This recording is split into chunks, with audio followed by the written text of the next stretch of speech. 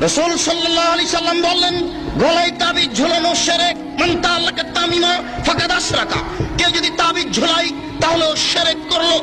যে কোনো তাবিজ, যে কোনো মাদুলি, কোরআন মাজিদের আয়াত লিখে তাবিজ ঝুলালে ডবল অন্যায় হয়।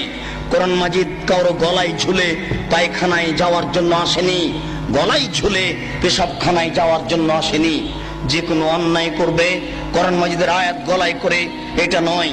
এদেশের কোরআন মাজিদের প্রথমে দেখবেন কতগুলি নকশা করা আছে, এই নকশার তাবিজ ঝুলালে এই হয়। এদেশে যারা কোরআন ছাপাচ্ছে, এরকম আকীদা যারা রাখে, এরাও মুশরিক।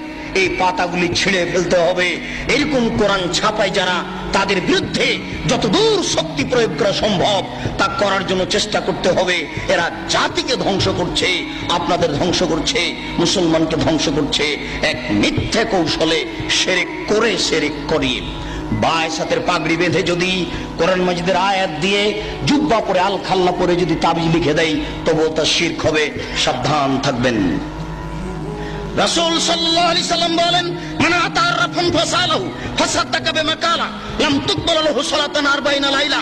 কেউ যদি কোনো গণকের কাছে যায়, তারপর গণককে কিছু জিজ্ঞাসা করে, আমার টাকা হারিয়ে গেছে দেখেন তো, বা এই জিনিস হয়েছে একটু দেখেন তো, তার বলা কথাকে যদি বিশ্বাস করে, আল্লাহর নবী বলেছেন 40 দিন তার ইবাদত কবুল হবে না।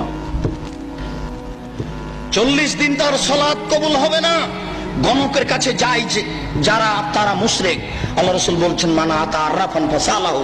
কেউ যদি গণকের কাছে আসে, এরকম লোকের কাছে আসে, ভাগ্য পরীক্ষা করে, তার হারিয়ে যাওয়া জিনিসকে জানতে চায়, তাহলে ও কোরআন মাজিদকে অস্বীকার করলো, মুহাম্মদ সাল্লাল্লাহু আলাইহি সাল্লামকে নাকচ করে দিল, ও যেন নবীকে অস্বীকার করলো, কোরআন মাজিদকে অস্বীকার করলো।